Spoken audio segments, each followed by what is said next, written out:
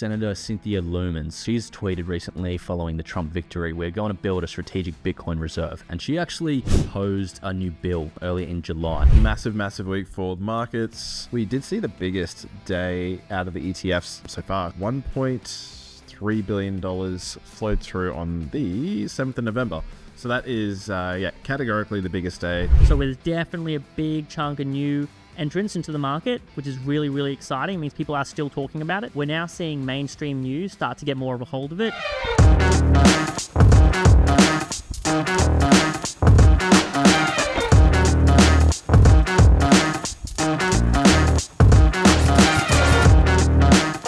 G'day guys, welcome back to another episode of Tapping to Crypto. Today is a massive episode and we are all very excited to be here. I'm joined by my great mate, Mr. Pav Hundal. Pav, how you doing? Mate, great to be here. And I'm joined by another special guest, Mr. Chris Vanek. And I'm not quite sure why we have you here today, but you're here regardless. I know exactly why. Dude, pleasure is all yours. Look, we're all feeling good, so Chris wanted to come on, so we allowed him to come on. Everyone's in the green today. Obviously, Trump got his election win last week, and since then, the crypto market, particularly Bitcoin, has been in full send. So things are good. Chris, how are you doing? Welcome back. Mate, it's been awesome since I was last here, 4 weeks ago. Yeah? Yeah, about Was that recent? 4 weeks to 4 months. Yeah. In between that period of time. Yeah. We can't exactly pinpoint it, but it was somewhere around that. Surprisingly, no one was asking for your words of wisdom for you to come back. So that's right. Sorry. Look, we're all in a bit of a silly mood, but there's a lot to get through today. So what we're going to do is break down why Bitcoin has absolutely sent it to new territory following the election, looking at what Trump's plans are for crypto in particular, and then looking at where we could go to next. And Pav's got some really good insight on altcoins. Yeah, I've got a good one. Obviously, a lot of people seeing Bitcoin absolutely send, wondering when my bags, if they're holding altcoins. So. Yeah. Nice little bit of information for everyone coming up soon. So, is your trading going well today, Chris? My trade's been very good today. Thank you. I just finished one trade, took a little profit, 100x leverage. Yeah. Okay. Don't recommend for absolutely everyone. This is the third attempt, but we're in the green now. I think I've cracked the code. Well, that's why I bring you on, for a piece of insight like that. So we appreciate having you on. Look, let's dive straight into it. Look, the key piece of news to cover here and why Bitcoin is absolutely ripping to new all-time highs is Trump, right? There's no point denying it. Like, Trump is a very polarizing political figure, but the fact is, he had a very positive stance for Bitcoin and crypto in his campaign, and so we've absolutely ripped it. So we're going to break down what his promises are, if he'll keep them, and what we can expect over the next sort of 4-year term where he's president. So first of all, I think the big thing to call out is he had he spoke at a Bitcoin conference earlier this year, and he said if he becomes president, he will buy Bitcoin as part of the US government to use it as a strategic reserve. And we've got some more insight from Senator Cynthia Lumens. So she's tweeted recently following the Trump victory, we're going to build a strategic Bitcoin reserve. And she actually proposed a new bill earlier in July. And Chris, you like this one. It's called the Boosting Innovation, Technology and Competitiveness Through Optimized Investment Nationwide Act. That's awesome. Is there a little acronym for that? There is. It's Bitcoin. Yeah, there's the penny drop. The same thing happened to me. That's awesome. This is the reason you got me in here and set me up. Yeah, so, a bit of fun from Senator Lumens there. But what she proposed in the bill is that the US government will buy, on average, about 550 new Bitcoin every day, store them for a minimum of 20 years over a 5-year period. So buy 550 for a 5-year period. And then use it to pay off national debt. Like Pav's a big macro guy and spoken about sort of the growing US debt crisis happening over the last couple of years and how that continues to just expand and expand. Like, this could be the solution to that. But is she actually in a position right now that she's actually going to be able to do this, or is she hoping to be in a position? It needs to pass Congress. So it would likely not happen for a couple of years. But they've proposed a bill, and I guess with Trump support as well, it's going to be it's going to be strengthened. But yeah, it wouldn't happen for a few years because Congress needs to approve everything, and these things take a long time. Doesn't the Republicans now own the Senate and the House, right? Yeah, that's what I'm like. That's a pretty high likelihood, right? I'd like it to be the case. Yeah. I think at this stage it's looking likely, but it's just one of those things that doesn't happen overnight. Like these things take so long, especially if you're talking, potentially trillions of dollars here. But nonetheless, their plan is to own 1 million Bitcoin. It's very bullish for anyone that does own crypto or Bitcoin in particular, because the biggest economy in the world is going to start investing regularly into Bitcoin. Like, what is there anything more bullish than that? Probably not more bullish, but on the topic of things taking a long time to materialize, it didn't take long. Germany to fumble $1 billion trade. Yeah. Sorry, I can't help myself. No, Pav, I want you to remind everyone what that means. Well, I don't know if everyone should remember, like that June, July it took place. Germany sold all of its Bitcoin that it had seized through whatever intervention it had. Yep. And as a result, they're now at a deficit of $1.1 billion if they had held that Bitcoin. So paper hands. Yeah, Germany. Paper hands. But is 1.1 billion to a government substantial, I suppose? I'd like to think so. Yeah, I wouldn't have thought you'd be happy losing 1.1 billion. Yeah, I mean, they're probably not happy. They didn't cost them anything, it's the thing. I guess, yeah. Yeah, then again, he does Uber to work every day, so money is clearly nothing. $9.90 transaction for everyone listening. Okay, so I guess watch that space. Might take a couple of years to materialize, but really bullish in its current form. Yep. Another thing that Trump did promise is he's going to fire Gary Gensler on day one. Gary Gensler, friend of the show that we like to think, is the chairman of the SEC. He famously is not very fond of crypto and has done a lot in his power and the SEC's power to try and move against it. But Trump is not a fan. He said he'll fire him on day one. Now, he doesn't actually have authority to do this. He has no authority. So what is his plan to actually get rid of Gary? Shake his hand every day for the next couple of weeks. Yeah. I was literally thinking, is he just going to try and bully him out of that role? But look, what is true is like most SEC chairs will actually resign if the opposite party comes into power. And so Biden put in Gensler into power. He's meant to be in that seat until 2026, but we've seen in the past that they usually just step down. So I wouldn't be surprised if that was the case, considering Trump and his political stance for crypto is heavily against what Gensler and his beliefs are. But regardless, one that has yet to be materialized, and so one will keep you sort of in touch on. That's not the right word. One to keep you abreast of. Well done, Pav. There we go. But look, they're already talking about potential replacements for Gensler. One is actually the former Binance US CEO, Brian Brooks. So imagine that, like a crypto native coming into the SEC chair. Probably unlikely, I'd say. But then they're also looking at the Robinhood chief counsel. And then what people are nicknaming Crypto Mummy. Is her name's Hester Pierce, it's a thing. and she's a global thing. Is that just a you thing too? It might just be a me thing, but you can jump on board as well, Chris, if you want. Her name's Hester Pierce, and she's a commissioner currently, and she's actually supported the industry in the past. So we think that, or not really me, but a lot of people are speculating. Having a Binance anything go in there, considering all of the disputes and all of the disrepute that they've gone through right now, just seems like such an unlikely move to happen. Yeah. Like I just don't see that. Maybe the Robinhood move, but then outside of that, but yeah, I would just see that very unlikely to see someone. I agree. Now, Pav, do you want to give us some insight on the ETF flows?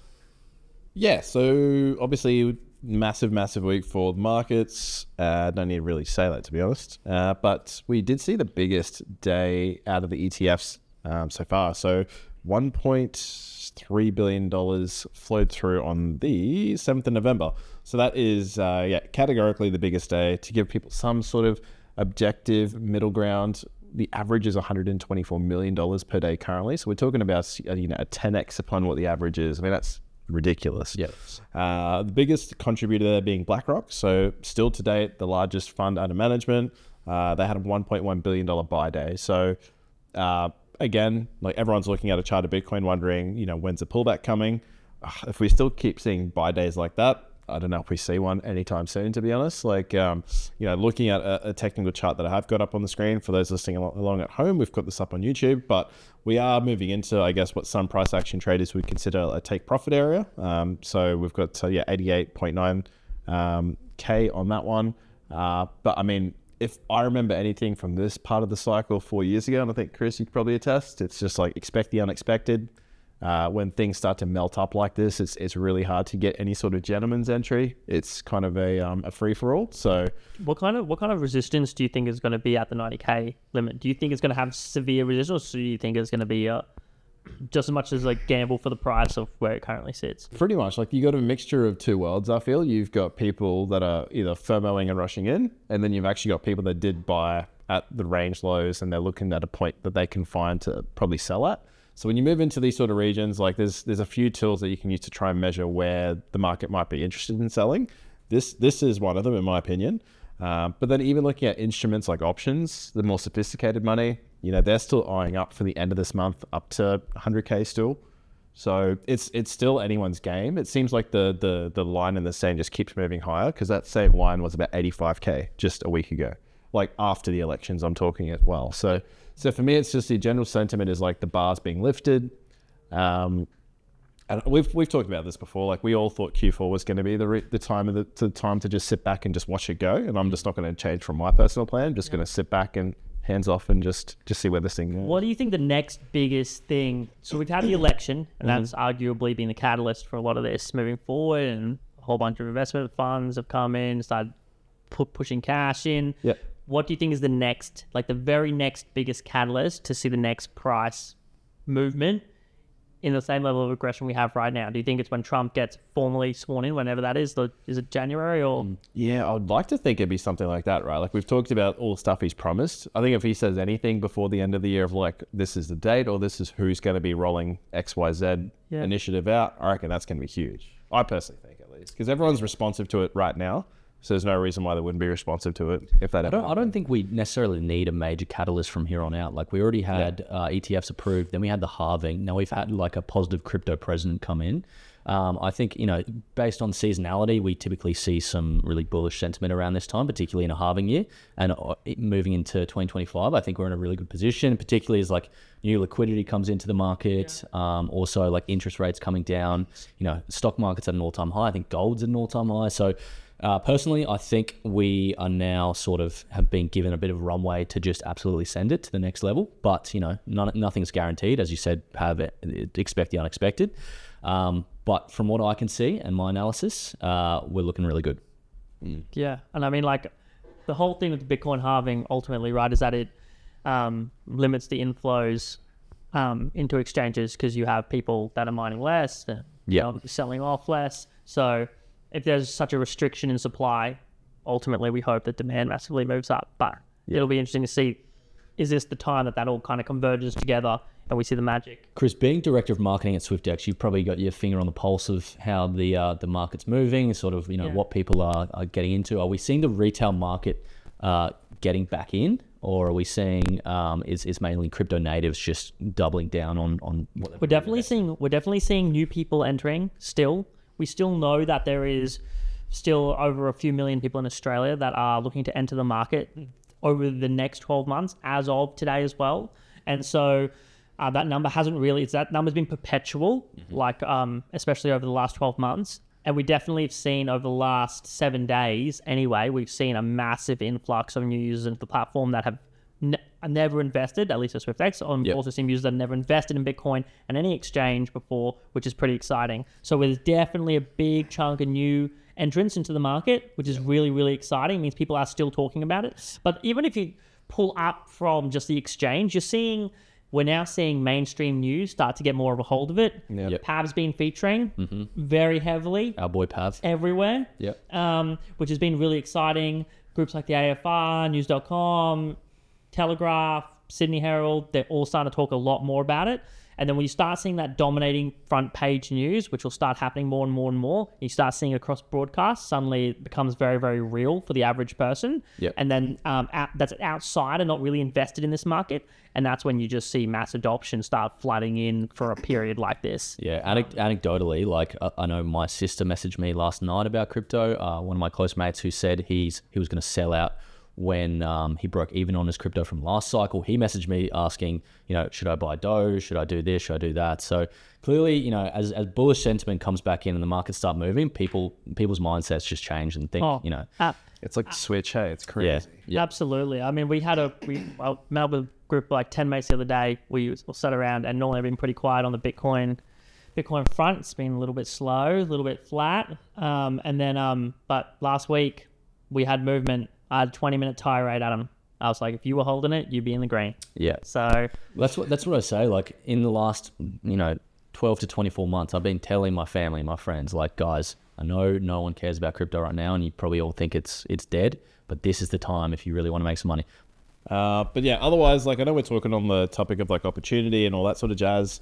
One thing everyone's seeing is obviously Bitcoin rip and roar, making new all-time highs. It's week on week at the moment. It's been 2 weeks, but a lot of people obviously holding altcoins, wondering why aren't they moving, right?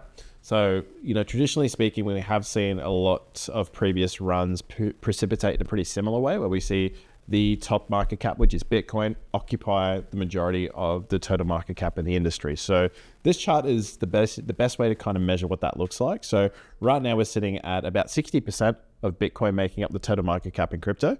And the way that, I guess, what we're seeing, I should say, is that we won't see a materially sustainable trend across altcoins until this starts to go the other way. So we saw a very similar move back in the 2020, 2021 cycles phase. Like, we start to see this really accelerate and then decelerate. And then again in previous cycles before that. So, we're still at a point where I think this could go higher. And, we're all talking about Bitcoin going, where's it going? To me, it doesn't matter what price it goes to, but wherever it goes to next, I feel like it goes there quickly. Yep. And then what that does, it finally puts in the top on this indicator here. So it could be 110 or just 100, or it could be 200. Like, I don't know. But for me, it's when this gets as high as that mid 60s range and then seeing it come back down to the downside, that's when we start to see a lot of the things that draws a lot of people to this space. It's just ridiculous gains across the board.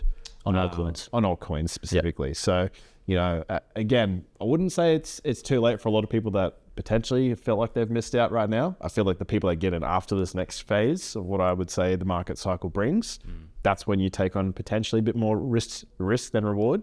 But everything's like geared to, everyone's own personal circumstances. So, this isn't saying this is right for everyone. But let's look at Bitcoin. It's like 1.7 trill from where we're standing right now. ETH is the next one in line. It's 4 bill. Yeah, so 1.7 trill versus 400 bills. 400 billion. Yeah. 400 billion. Yeah. Yeah. So it's still like quite a bit of a gap. 5 times less, or even more. But Solana did overtake BNB, just on that note. So not mad about that. Yep. Is that the flippening you're after? That's a flippening. That's a flippening. A flippening. So it's it's definitely movement. The question is going to be, what is the top 5 going to look like at the end of this cycle? Good stuff. Very interesting. Not to mention the whole XRP army. What's happening there? Whoa, are you calling out the XRP army? I'm just asking the general question, okay? They'll come after you. It's slipping. They got teeth. Yeah. All right. Just don't come after Pav, all right? Yeah, I'm fine. Go after Chris Vanek. Yeah, let's do whatever you want. It's all good. But look, speaking of altcoins, let's move into the top movers for the week. Because I believe it's a sea of green, which is always good to see. Yeah, an absolute sea of green with our crypto bubbles. But look, we want to call out some of the bigger movers. So Dogecoin also up 120%. So one that we've been waiting for a long time to start moving, because we've always had the thesis that, well, I feel like we've talked about on the show quite a bit for a while now. Like, meme coins have been running. When's the dad of all meme coins going to run? Because that's really probably going to be quite a big deal, especially from the perspective of a lot of people that came in last cycle too, just psychologically getting back to break-even points. I know, like, that's potentially a big part of the puzzle here, of people coming back. As well as new people coming into the crypto space. So seeing Dogecoin up 120%, I'm sure a lot of people are very much a sight for sore eyes on that front. Where's the price point with Doge right now? I think it's about 20 cents. 20 cents USD. I mean, what's the big dream for Doge, right? The big dream for Doge is a dollar, right? Yeah. So it's got this magical number set into the eyes of people moving there, and it absolutely helps that Elon's a huge. I'll tell you how it can reach $1. I'm not saying it's guaranteed, but this will help. Elon Musk, obviously a big supporter of Donald Trump in this recent campaign, he's proposed that he become in charge of the Department of Government Efficiency. Now, Chris, you love your acronyms. What does that spell? Department of Government Efficiency. Dogs. Doggy. That's awesome. I mean, I don't know if him becoming government efficiency is going to be awesome. I think it'll be good for the price of Doge. That's all we care about, all right? Yeah, the most important part here. So look, yeah, interesting play. I don't know if anyone's sworn him in yet as any role. I reckon Trump probably will. Awesome. You know, we've seen crazier things. Actually, we probably haven't, but It's right up there. I think we got 4 years to experience what this might look like. Could be absolutely. Good. But even if you have a look at 88 Cardano, right? Because Cardano's had some very big announcements recently. Yeah. Like, I think that's absolutely got room to run. Well, I think the big one there is it's been asleep for the last couple of years. And, you know, it was at one of the major coins the last cycle. We haven't really talked about it at all in the last 12 months. But now, you know, post-Trump win could be a factor. But I know Charles Hoskinson, who founded Cardano, he wants to really get involved in the crypto policy making in the US. So he said he's willing to work with lawmakers. Nothing's, you know, official and right or anything yet, but that would be interesting to see if he can get involved in that. And just even on that point, just around the willingness to collaborate together, I think that's been an absolute, oh my gosh, I think that's been an absolute pivot on so many areas, so many jurisdictions around willingness to have those conversations now that Trump has started to enter in for whatever reason, whether you're for it or against it. It's opened up some doors, opened up some conversations that I don't think were really happening as aggressively as before. Yeah, so for sure. And I know if you go out to like the top 300 by market cap, we've got Peanut. For anyone that doesn't know, Peanut was the squirrel that was... I just still don't know the law. I think it was a squirrel that was like got famous on TikTok or something because he was like really close with this guy. He had a pet squirrel. Anyway, like the government came in and euthanized it. And so now... That escalated quickly. Is that literally what it was? It's been... Sure it got euthanized? I think so, yeah. I think it got killed. Are squirrels a pest in any country? I mean... They're pretty small. We don't have them here though, I don't think. I can't imagine. I've never seen one. Pest. Like they're just there. There's a lot of them, but they're not really considered They're pests. like ground pigeons. Oh my god. See, that's something that, you know, we wouldn't have got if we didn't play Chris in. Yeah. They're the kind of insights you get once every 4 weeks to 4 months. I love that. But look, that's all we really have for you guys today. I know we covered the Bitcoin movements and the Trump election a lot, but yeah, hopefully things do, you know, continue in the same direction over the next week, and we'll try and keep you guys covered for the most part until our next episode. I get the feeling the timeline's going to start getting pretty loopy in the next couple of weeks. It's going to be hard to juggle everything that's coming in. So yeah, we'll definitely try to keep the salient facts coming through. But this is great. Like, this is what we've been waiting for a couple of years. For our loyal listeners, I'm sure they're the same.